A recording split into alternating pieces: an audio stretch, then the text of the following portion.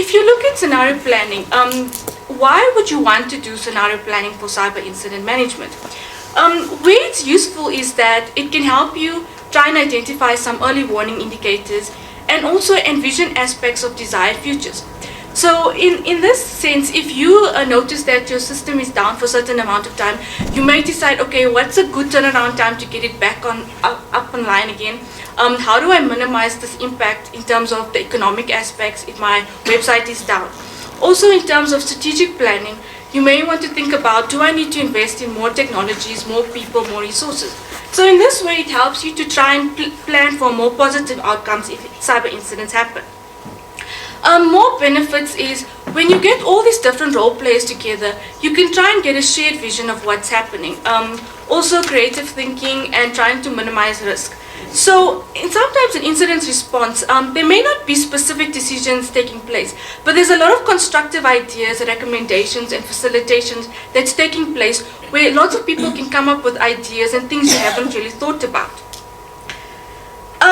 This is just a summary of the three models that I looked at. I'm going to visit the slide again. I'm going to go through each of these three models. So the three models we looked at initially to design a methodology for this approach was a very early model from Schwartz, who started this idea of scenario planning. Now, when the concept of scenario planning was first introduced, it was often used in the wider spread in many organizations, not just for cybersecurity. It was to prepare for any situation that could hit an organization and try to plan of how can this organization plan for the future. So I looked at these approaches, we looked at these approaches and tried to see how we can apply to cyber response. So with most of them, it evolved over time. What you find is that the Shell company, they're very heavily involved in scenario planning.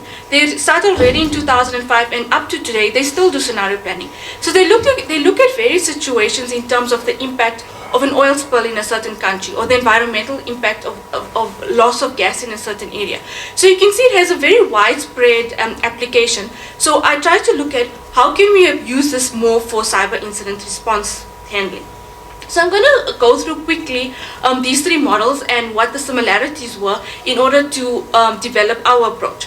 So the first model was from Schwartz, and he started with this idea of looking at the focal issue. What are you trying to do? So to do this, he looked at trying to look at some high-level questions and then focusing in.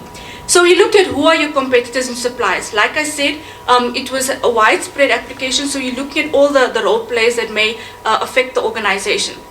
Again, they looked at driving forces. Now here with driving forces, you typically do a pestle analysis. So pestle analysis is looking at the political, environmental, social, technological, ecological and legal aspects of something happening to an organization. Then you can rank them and then start building your scenario by developing plots. And then you can revisit certain factors and see how they impact each other. And then lastly, look at the implications and see, are there maybe connections between certain aspects and what can indicate an incident? Then the next model came from Shell, and their steps was preparation, processing, map making, navigation and reconnaissance. So here with preparation, they zoomed in a little bit where they said, let's look at what is the purpose, who are the specific users, what do I expect to get out of this, how long do I expect this scenario to last for, typically 5 years or 10 years, and then who are the key responsibilities. They also started with different driving forces, and they worked it out using themes, and then they built branches so you can see what was happening, and then started building the stories.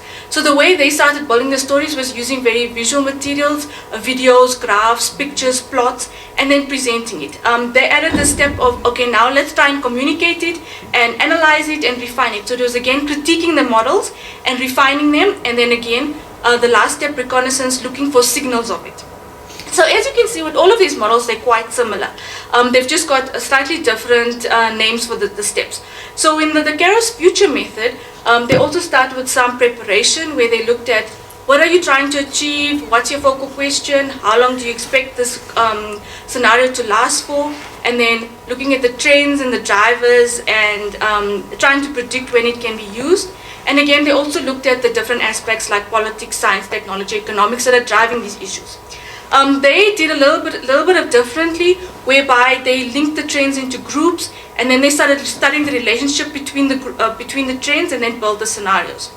So overall, I'm just going to summarize these three different models that we looked at.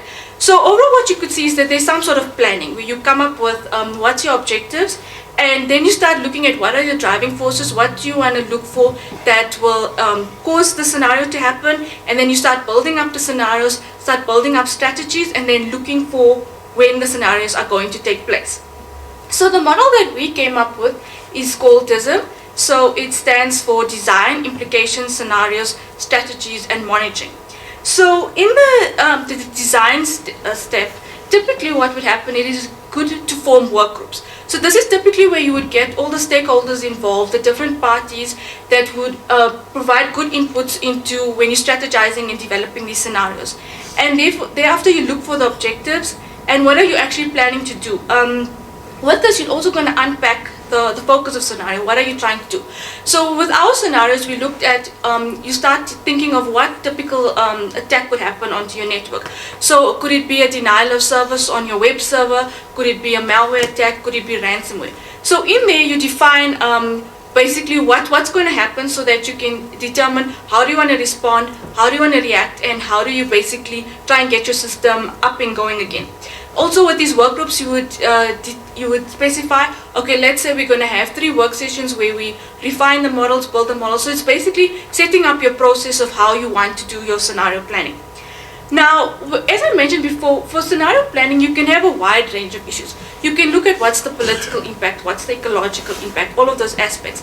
But for cyber incident response, we decided that the focal question is very important. So there's 4 main issues that you should be looking at and emphasizing during this process. So the core issues are, who are the stakeholders? Who are the necessary role players that need to be involved and can respond and react in terms of an incident? How do you respond? What are those typical actions? What are you going to be looking for? How do you get your system back online? How do you repair? How do you do the law enforcement? How do you do all of those issues? How do you communicate? Who are the different people that you need to get involved? And also, what are the skills that these people need? So these are the issues we decided to focus on so that you can actually get your systems up and running again. The next aspect was the implications. And again, here you can also do a pestle analysis to see if any of these issues would have a national level. So for example, if there's a widespread ransomware attack on a government website, would this have a political effect? Obviously there would be a technological impact, there might be legal aspects. So you can also consider all of these other issues that are also relevant. Now, the next 3 steps is in terms of building out your scenarios, fleshing it out, and thinking about what are these reactive measures, those are your strategies, and how you would actually pick up on your network that something is happening and monitoring it. So that's where the early warning system is going to come in. Just to wrap up, as Andrew was talking about, you need to think like an attacker, and this is one of those ways. You need to think about how they could come into your network, break into your systems, and creatively come up with solutions. So in that way, it's more trying to give you a more consolidated approach so that you can consider all of these aspects. With scenario planning, you can also apply it in different domains. One sort of attack could also, the response could be applicable to another attack. So it also gives you a great learning curve and also reusability of the information that is generated. Overall, you're trying to identify the key role players, the communication and response protocols, and prepare for cyber incidents in general. Because we know prevention is better than cure, so sometimes it's better in terms of developing a risk mitigation strategy is to develop this scenario so you can think about what will actually be the impact if my network is struck. How can I minimize this impact? How can I respond quicker? How can I get the right people involved to make sure that there isn't a bigger impact?